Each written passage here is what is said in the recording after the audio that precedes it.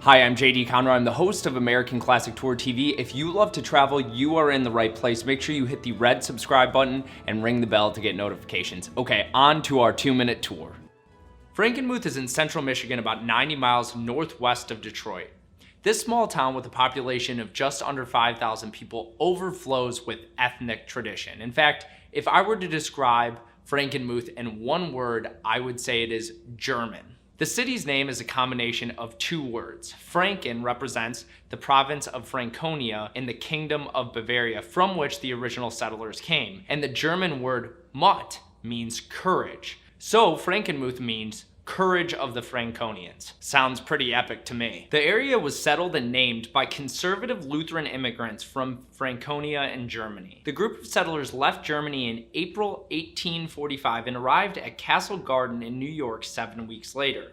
They traveled via canals and the Great Lakes from New York to Detroit and arrived in August of 1845. The settlers made their way to Saginaw and traveled overland to what is now the city of Frankenmuth. The purpose of the settlement was primarily religious. The Lutheran group planned to start a mission among the Native Americans. However, their attempts to convert the local groups failed because most of the Native Americans moved away within a few years. Frankenmuth was to be an exclusively German Lutheran community. The colonists actually pledged to remain loyal to Germany, specifically the Kingdom of Bavaria, and be faithful to the German language. And Germans continued arriving to this colony until the start of the Second World War. Today, the town's German ancestry is visibly apparent through its architecture. The strong influence of Franconian-style architecture can be found throughout the city. Many of the buildings in the downtown, as well as many homes, feature stylistic interpretations of timber frame buildings found in the Franconia region of Germany. This style is marked by the use of timbers in square and X patterns on the outside of buildings, as well as X patterns on windows and doors.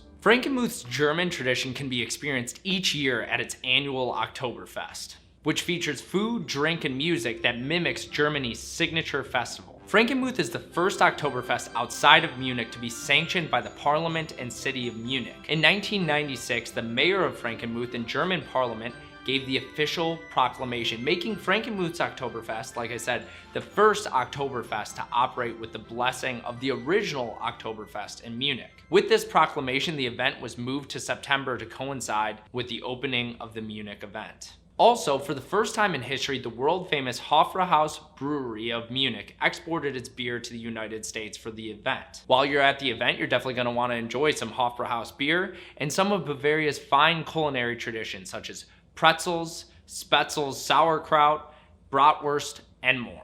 While in Frankenmuth, you definitely have to visit Bronner's. This legendary store promotes itself as the world's largest Christmas store, and over 2 million people each year visit Bronner's.